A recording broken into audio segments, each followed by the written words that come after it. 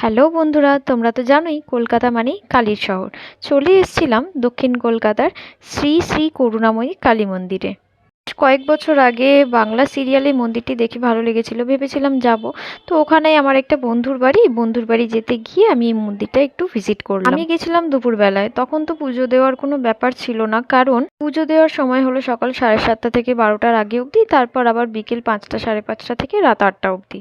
ওখানে তো চারিদিকে ভিডিও করা মানা ছিল, তাও আমি একটু ভিডিও করেই নিলাম পুরো মন্দিরটার।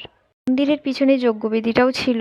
এই বিগ্রহের সাথে এখানে দুদিকে ছটি ছটি করে টোটাল 12টি শিবলিঙ্গ প্রতিষ্ঠা করা হয়েছে এবং প্রত্যেকটির এক একটি করে নাম দেওয়া হয়েছে।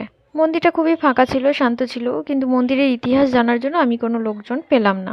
তারপর তো বাড়িতে এসে অগত্যা একটু গুগল করে জানলাম যে করুণাময়ী নামক একটি মেয়ের নামে এই বিগ্রহের নাম রাখা হয়েছে। যাই হোক, দক্ষিণ কলকাতার এটি বড়ই জাগ্রত একটি কালী মন্দির। বন্ধুরা, তোমরা যারা যাওনি অবশ্যই একবার দেখে এসো, তোমাদের ভালো লাগবে। এই মন্দিরের নিয়ারেস্ট মেট্রো স্টেশন হলো মহানায়ক উত্তম কুমার। ওখান থেকে তোমরা অটো পেয়ে যাবে ইজিলি যাওয়ার জন্য। এর বাইরেই দোকান আছে, তোমরা ওখান থেকে পুজোর সামগ্রী কিনতেই পারো। মানা করছিল বলে কালী বিগ্রহ ভালো করে ভিডিও করতে পারিনি। আরো ভালো করে দেখার জন্য তোমাদের কিন্তু যেতেই হবে। টাটা।